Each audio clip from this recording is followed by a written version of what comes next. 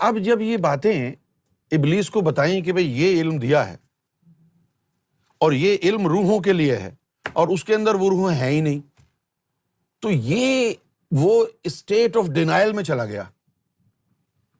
یعنی کہ جب آدمی اچانک کوئی حادثاتی طور پر کوئی ایسی چیز ہوتی ہے نا جو انسان کے تصورات میں بھی نہ ہو، تو پھر آدمی جو ہے وہ ایک ایسی کیفیت میں چلا جاتا ہے کہ جس میں وہ حقیقت کو تسلیم نہیں کرتا ہے، سائیکولوجیکلی اسٹیٹ آف ڈینائل، کہ میں تو برابری کر ہی نہیں سکتا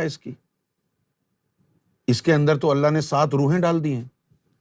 کہنے کو انسان ایک ہے اور روحیں اس کے اندر 7 ہیں، اور جو علم خاص دیا ہے وہ علم روحوں کا ہے، میرے اندر تو روح ہے ہی نہیں.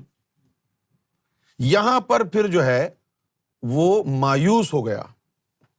قرآن میں آیا ہے یہ لفظ کہ پھر وہ مایوس ہو گیا، اور اس مایوسی کی وجہ سے ہی اللہ نے اس کا جو یعنی اس کا جو نک نیم ہے وہ ابلیس رکھا. ابلیس لفظ نکلا ہے ابلس سے، اور ابلس کا مطلب ہے مایوس ہونا. تو ابلیس کا مطلب ہوا کہ جو مایوس ہو گیا. مایوس کب ہوا وہ؟ کہ جب اس کو یہ پتا چلا کہ یہ تو اس نے ایسا علم اللہ نے دے دیا ہے آدم کو کہ اگر یہ علم مجھے مل بھی جائے تو میرے لیے بیکار ہے، تو میں تو پیچھے رہ گیا. وہاں سے اس نے قسم کھائی کہ میں نے جو ہے آدم سے اور اس کی اولاد سے دشمنی کر لی. اب وہ دشمنی کر لی اور پھر اللہ سے اس نے مہلت مانگی کہ مجھے مہلت دے یوم محشر تک کی. اللہ نے فرمایا ٹھیک ہے، مہلت دے دی اسے.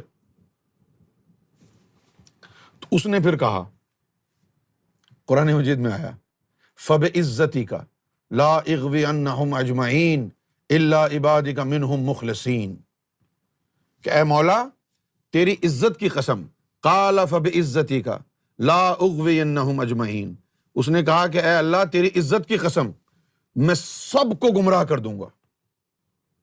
لَأُغْوِيَنَّهُمْ أَجْمَعِينَ، سب کو گمراہ کر دوں گا. إِلَّا عِبَادِكَ مِنْهُمْ مُخْلَصِينَ، سوائے ان لوگوں کے جو تیرے خالص بندے ہیں، جن کے دلوں میں اخلاص آ گیا ہے. اچھا، اب یہاں تک بات پہنچ گئی ہے کہ شیطان نے اس سے آدم سے اور اس کی اولاد سے دشمنی کر لی. اب انسان دنیا میں پیدا ہوتا ہے،